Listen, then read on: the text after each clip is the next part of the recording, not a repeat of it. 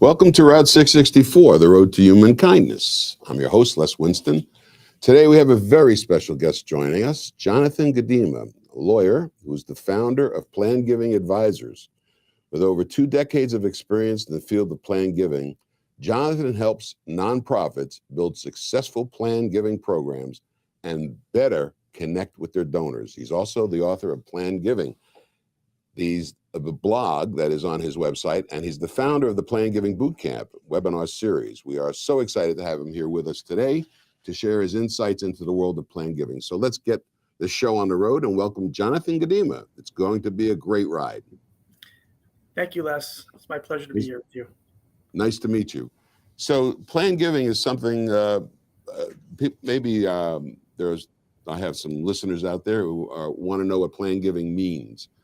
So is that like planning for your demise? What is plan giving? All right, so it's a great question. On the most simple way to look at it is plan giving is any gift that's usually after death, some sort of either through your will or through some tax advantage structure like a charitable remainder trust, Section 664, right. Other similar plans. But what I tell people when I give my courses is that, there's a lot of ways you can define it. It's the vehicles, it's either bequests, or it's these charitable remainder trust or charitable gift annuities, structures that give some upfront tax benefits.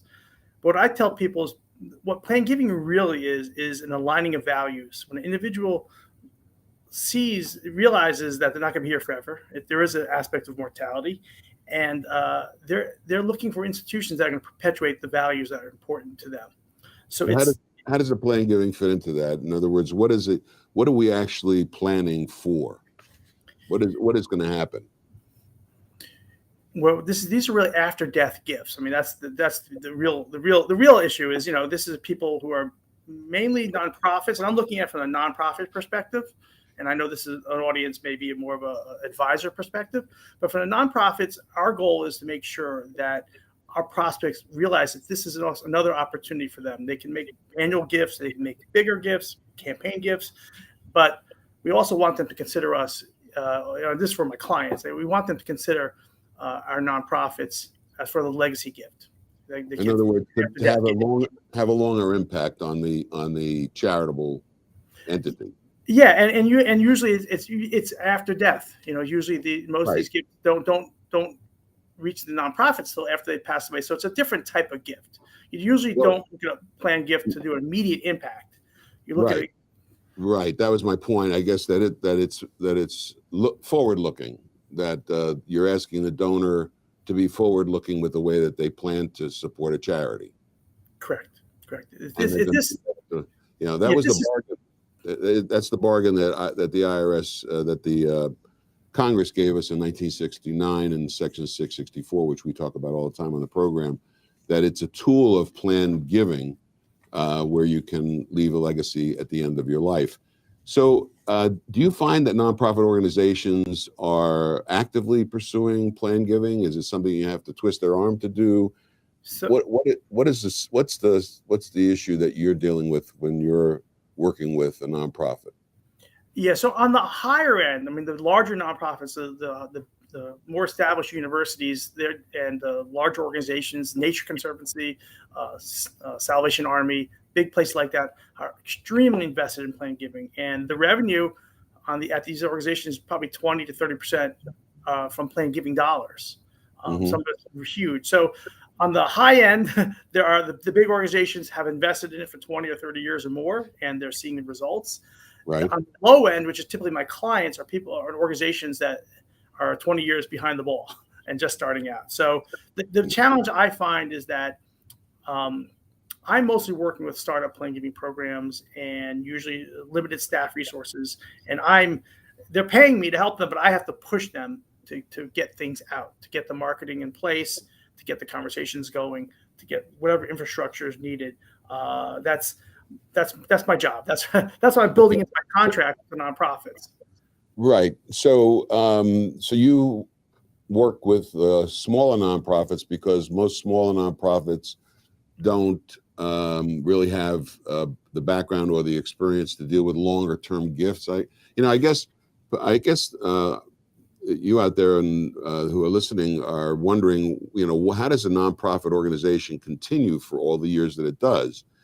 And I think that the planned giving is a major part of that. Wouldn't you agree, Jonathan?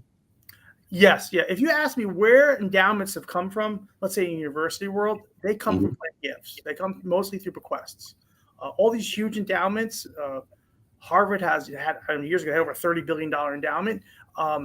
These come through planned gifts, primarily bequests. The more sophisticated organizations like Harvard or Stanford, or they're going to do more complex gifts. They're going to do more charitable trusts. They're going to do more annuities. But essentially, this is how you build your endowment. And is that because, just I don't mean to interrupt you every time, but Sure. to keep it as a conversation, what the Harvard has, of course, is it has a pretty good base that it can pull from. It also has a lot of people who can explain how this works. You hit on the word endowment. Endowment, of course, is part of what our whole theory of social charity is, that we want to build endowment squared. That 664 equals endowment squared. An endowment being the endowment of the individual first, and then the endowment of the organization. So a bequest, however, is not the same thing. Do Correct. a lot of the smaller organizations rely more on bequests and not as much on planned giving because it's more complex? Correct. Yeah. Yeah. The less experienced organizations, the 99.9% of their planned giving will be through bequests. That doesn't mean, and my clients that come to me, quite often they're actually scared to get involved in the vehicles. And what I tell them, I say, listen, let's just tell people we can do them all, and I'll be gladly help any individual. Charter Mandate Trust in particular is set up usually with the donor and the donor's own advisor. So I push my clients to be out there to offer all types of gifts. And sometimes even a small organization will do a complex gift. But primarily the smaller organizations medium-sized organizations are going to promote bequests. And that's going to be the primary focus, and maybe IRA beneficiary designations. And then I always encourage everyone, tell them other things. Do you work with chartered advisors in philanthropy, people who have a CAP designation? I have not too much in my career, not that I know of. I could teach courses in that. I've been on the legal end on this stuff a lot of my career. So So as a lawyer, are you taught this in law school? So in law school, I focused on tax, and that was tax and estates and trusts. It took a couple of years. I actually practiced as a criminal defense attorney and did civil litigation. But I wanted to get into planned giving, so I already knew about it, and I really learned it on the job. I really learned, when you go through a trust, my first job in planned giving, my first job was go out there and start closing charter mandate trusts. I had to draft them. I had to implement them. I had to do the same thing with charitable elite trusts. And eventually I became more knowledgeable on the estate planning side because I'm also an attorney for a family wealth office. So I was asked as a favor about 17 years ago to help them with some plans. It weren't necessarily charitable plans, more just sort of keeping track of their trusts. And but they've had a run of success in terms of family wealth building. And then we've got a massive project of we've moved over $500 million in wealth transfers. So I learned it on the job. I didn't really learn it in law school, but I do give law school credit for giving me a background in taxes. Right. I wasn't knocking law schools, but I don't think law schools actually do enough to teach some of these more exotic parts of the planned giving process. And when I say exotic, I know as somebody who has a boot camp, tell me a little bit about the boot camp. The boot camp is for advisors, right? So I have two boot camps. My principal boot camp is for fundraisers. Actually, that's my main market. But I've for many years I've tried to train advisors. So I've had special programs. I make when I'm speaking to advisors. It's a similar material, but I make adjustments because obviously the advisors have more of a background. So I'm in the process right now of redoing my entire training program. I originally kicked it off as a 6-part sort of crash course once a week for 6 weeks in a row for an hour and a half. I sort of pour all the material on you. Mhm. Now I'm moving to a more streamlined approach where I'm going to have like sort of mini sessions, 20 minutes on specific topics. And so then there'll be a bunch of modules for the advisor world, and there'll be a bunch of modules for the fundraisers. Good. Okay, so you're going to be bringing the advisors and the fundraisers together. Fundraisers are kind of in a kind of peculiar position because they've got a bit of a conflict of interest when they start getting into planned giving, the more exotic cases, because you can't, as a fundraiser, you can't tell somebody to make $1 million gift unless you have some knowledge of their financial well-being. So planned giving, of course, it's an art form in a way, would you say? Yeah, it's a multifaceted. It's a wide range of things that have to go on for a planned giving program to really get moving. There's a lot of marketing. There's a lot of donor relations, direct donor relations, phone calls, face-to-face meetings, events, and then there's the tax and estate planning side, which you have to have enough knowledge so that if it comes up in the conversation, you can talk about it enough to say, yeah, we have an idea, maybe it's possible, maybe a charitable trust, and then be able to bring in experts. And that's what my training of the fundraisers, I'm training them to be conversant enough so that they don't get caught off guard. They see an opportunity, and then they know who to turn to. Have some conversation about it. So what we're all about is, for example, if somebody, when you take these are both parts of the Internal Revenue Code, 401k and 664. Mm-hmm. Everybody knows what a 401k is. But nobody knows what 664 is. So our objective here with Route 664, the Road to Human Kindness, and our radio station is to get people aware of 664 so that the job of the fundraising organization and the job of the advisor is easier because people understand that 664 is something that is good and that can be usable by them under certain circumstances. And that way, it's not so much of a pushing the idea onto people, but rather them understanding what it is and them wanting to use it. So my experience lately with regard to fundraising is that it's important to do something for the donor. And planned giving, how does planned giving help the donor? Oh, well, they're putting aside bequests, and obviously bequests is, you put something in your will, and there's nothing immediately coming to you except for the satisfaction you've made a legacy gift. But when it comes to these vehicles, the donors are putting in capital. They're usually avoiding capital gains if they're putting in appreciated stock or a house or some other asset into one of these trusts. They're getting income tax deduction, and they're be able to build. There's so many options with charitable mandate trusts, as you know, and I'm sure you talk about a lot. There's just so much flexibility there. The advisor can continue to manage the money, so it's sort of a combination. You can do some diversification, create a legacy gift, and come out with some nice tax benefits. And then going forward, your advisor can invest it in ways that in a different way. You can invest it for depending on the tax consequences of the income. You can invest it for a little more for capital gains to avoid ordinary income. There's a lot of flexibility. So So it's a tax break income, and at the end of the day, they leave a sizable gift to charity. Yeah, and again, they can control the income. So there's you want to the thing is that I want to just put out a point here is that Pete, you have to focus on the fact it is a charitable gift. I mean, if somebody comes to me, quite often my clients a donor has a question, they'll just send them right to me. And sometimes they see an advertisement with some rates, let's say charitable annuity rates, which is similar to a charitable mandate trust. And they get very excited and they think this is more like an investment. Wow, I'm going to get 6.6%, I'm going to get 8%. But I have to make sure they understand that this is a charitable gift. So that's a key part to it. If you want the most cash for yourself and or your family and the least tax dollars, this is not the route to go. This is where you have a legacy goal also. So once you have a legacy goal, this is a great tool to help you accomplish a couple of things. Again, avoiding of some capital gains, structuring an income stream, still having control over the investment, depending on how you set it up. Some of the charities will be the trustee. I don't think any of my clients are trustees. We just assume that if the donor comes forward, the donor, either the donor will be the trustee or the donor's advisor or Merrill Lynch Trust Company or whatever, something related to the advisor will usually be the trustee.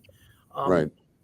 So they what is the reason for that? Do you think that people have more comfort when they're the trustees and when they're in control of the situation as opposed to just being an income recipient? Yeah, well, I actually probably most people prefer not to be so involved. Most of them say, I don't want to be involved. But the reality is that having some sort of control, or at least their advisor, the same advisor they've been working with, is a comfort level for the individuals. So, what I tell people, I say, listen, it's going to look your account. The money right now, the stock is right now in your account at pick a bank. I know Merrill Lynch. Yeah, okay. Okay, it's at Merrill Lynch. There's going to be another account. You're going to see the assets, but they're going to be in a separate account now under Chatham Trust, which will be managed by a Merrill Lynch Trust Company or whoever the trust company is. And so it gives the donors a sort of a feeling of control. But of course, you have to realize that they don't really control it anymore. They can't just take the money out. They're now set to get payments from it. So it's just they can't leave it to their kids either. It's going to go to charity, so they disinherit their heirs a little bit when they do these gifts, but they have to be willing to exchange that, and it has to be in a position where they can do that. A lot of people don't want to leave everything to their kids. My guest is Jonathan Gudema. Jonathan is the founder of Planned Giving, the Planned Giving blog and boot camp about planned giving. And Jonathan, you can be reached how? Oh, you want to reach out to me? Great. Jonathan at plannedgivingadvisors.com. And the last part of my advisors was ORS at the end.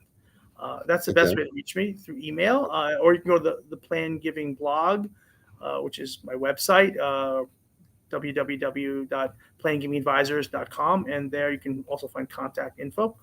And I'm very happy that we had this conversation, because I am rebuilding my training programs, and we're looking to really have an advisor sessions, and only the last message to the advisor world, for those who are from the advisor world, is that find guys like me to guide you through this, because it's a broad field. It's not just about Chatham Trust, and that's how I got into the field. My first gifts were Chatham Trust. That's what I did. But I found over the last transactions, there's a lot more there, and your involvement with a nonprofit can be very fruitful as an advisor, because they want your expertise, and maybe you'll be a speaker, but you have to get a feel for the politics of the fundraiser's position. So quite often an advisor, we need advisors to join presentations, and I give presentations all the time for my clients. And I say, well, let's get an advisor on your board or somebody's involved. So I recommend, get involved with a couple of nonprofits, offer to be on an advisory committee and to see what they're doing in terms of planned giving, and be open to the whole field. And there's a lot of opportunities. And then on the details, I've done a lot of the I've been on the end of correcting not well done trusts. So just be careful. The advisor world was very big in trusts, and a lot of them were not done so well. So they need to go to somebody that is an expert in the area or has expertise in the area. And that's why we do have a listing on our website at socialsecharity.org, which we're going to add your name to, Jonathan, so that people can find you when they want to find an advisor who can work in this area of 664 and the other social charity devices. We haven't talked about pooled income funds or charitable gift annuities per se, but those are the other parts of the social charity world.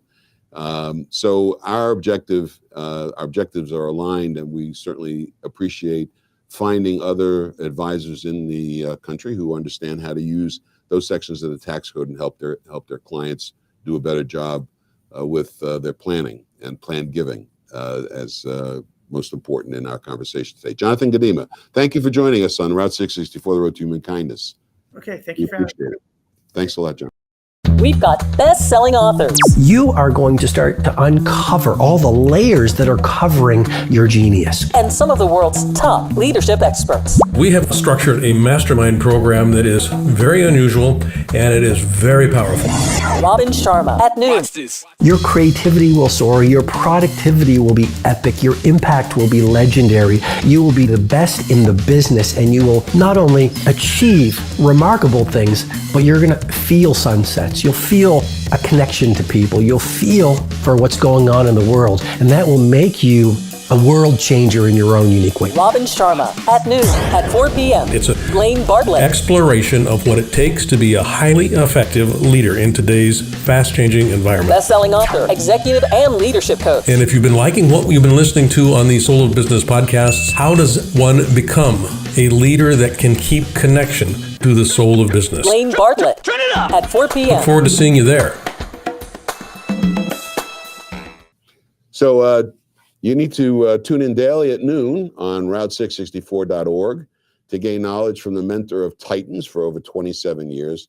Take control of your life and unlock true potential by listening to the Daily Mastery Podcast. Discover the secrets of successful people on the Daily Mastery Podcast, hosted by Robin Sharma. The podcast will help you uncover mental models, daily routines, productivity tactics used by elite performers to achieve great success. Get the insights you need to live a world-class life and speed up your growth in leadership, business, and impact on the planet. And you can tune in, listen to Robin Sharma on Route664.org. I want to talk to you a little bit about something that's been on my mind for a while, and that is Safe Schools, Great Schools. The Safe Schools, Great Schools project of the Endow America Network Foundation is one of the most important that we've embarked on. Our executive director, John Capurso, has been very active working with schools and trying to build endowments for local schools. The rationale behind Safe Schools, Great Schools is to find an alternative way of funding education in the community, in addition to what is ordinarily being done by the community. We believe that we can gain more benefits for our children and make sure that they have adequate and safe education, and also to enable the professions, the teachers, the people who might want to handle issues with some of the kids where they're not getting handled now, whether they're psychological or medical, where we can provide services under a triage arrangement for children that are lost in a way, that need to be found and need to be redirected or helped to be redirected because they're going off the track a little bit. One of the things that we have espoused, and we think it's very important today for our young people, to be looking ahead, to be able to see into the future a little bit. And that means that at a young age, we would like them to think about how they will provide services to the country for a while in exchange for everything that we have in this country. Kids need to understand that you do have to give back. And I think it's important today that we have some sort of routine arrangement where young people go into service to the community, whether it's at a state level or at a national level or at a city level, whatever it is. There needs to be a period of time where, and I think it should start at age 18, where service is mandatory in a way to help solve some of the problems that we have in our communities. And that service can be translated into credits for college if the service is directed in a way that would achieve credits. They may be directed in a way that is dealing with the trade services, plumbing, carpentry, whatever. But at least I think you need to be able to have, as a youngster, you need to be able to say, I see what I am going to be doing when I'm age 18. I know what that is. I'm going to become part of a team. I'm going to be part of a larger group of people. I'm going to be accepted in that vein. I am not worried about whether I'm being accepted now or not. I see a future ahead. I know where I'm going to be going. And to me, that would be to you out there who have anxiety about this, where you're worried about your kids, what they're going to be like, what they're going to be doing. I think that this is a kind of way to settle that down, to give you, as a parent, to give you a feeling that there's going to be a way for your children to become good citizens, in a sense that they feel about the community and not be directed in ways that are not good. A lot of 18-year-olds are graduated from high school are unemployed. A lot of 18-year-olds are confused about where they want to go, what college they want to go to, what are they going to do when they're in college. They're not quite sure what their future holds for them. So we need to make that transition kind of fixed in a way, because I think that will alleviate a lot of anxiety. That service can be a lot of different things, and it can be directed by, we have bureaucracies that are meant to do that. There are systems that we have in place in our communities that are meant to train young people, and that needs to be expanded on. And one of the ways to expand that is through social charity, using social charity devices, because that puts more charitable wealth into the community to be able to support these things that we're talking about. Safe Schools, Great Schools is a part of that. We want to improve education by creating endowment for schools.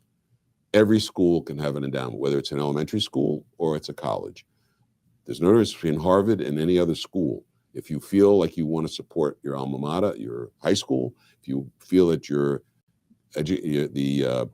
community schools in your area can be improved, and you want to create a fund to help improve that, you can do that. Safe Schools, Great Schools is what is helping people to get to that point. This is a long-term project. This is not something that's short-term. This is going to take a while to achieve. It is something that we have to start on, because a trip of 1,000 miles starts with the first step. And so we are encouraging anybody who has the need for good planned giving, planned giving meaning that it's beneficial to you and your family, and then eventually to the community, to utilize the services of the professional philanthropic advisors. And you can find them on socialcharity.org. Go to that website and find an advisor. We can also tell you that there is a mix of information that's on the website that will help you tremendously. And then, of course, there's also a great radio station. And I wanted to tell you that you should be listening to the station, and especially when you want to find out more information about how to live a good life or to deal with your own well-being. One of the greatest shows we have is Blaine Bartlett. Blaine is on our radio station daily at 4 p.m. on Route664.org. And he and his guests explore compassionate capitalism, the most powerful model for achieving sustainable success. Every business has an inherent spirit that sets it apart from its competitors. By understanding how to unlock and leverage this unique soul, the soul of your organization, that can guarantee their long-term success. So tune in Monday through Saturday to discover how compassionate capitalism can be used to benefit every living thing on Earth. Don't miss out. Route664.org, daily at 4 p.m., The Soul of Business, with Blaine Bartlett and his guests talk compassionate capitalism. We'll hope to see you there. Make sure that you also tune into the radio station for our other special features, like Just Jazz or our classical music program with Mike. We have an incredible array of talent that's there, and it's available to you free. Just tune in to Route664.org, and you'll get the best music, best talk, and some very valuable insight into yourself and into how you can help the community. We're all about creating endowment. Social charity is the most powerful theory on earth, the theory of social charity, where 664 equals E squared, and 664 represents the charitable remainder trust, pooled income fund, and charitable gift annuity, those tools that you need to feel comfortable about using when they're appropriate and have an easy way to use them. And again, I want to direct you to finding an advisor who can help you do that, where the advisor can look at your situation and make the best recommendations using plan giving tools that are offered through the Social Security sections of the tax code. Join us again next week on Route 664, the Road to Human Kindness. I'm your host, Les Winston, and thank you, Jonathan Gudema, for joining us today, and we'll see you again next week. Have a great week.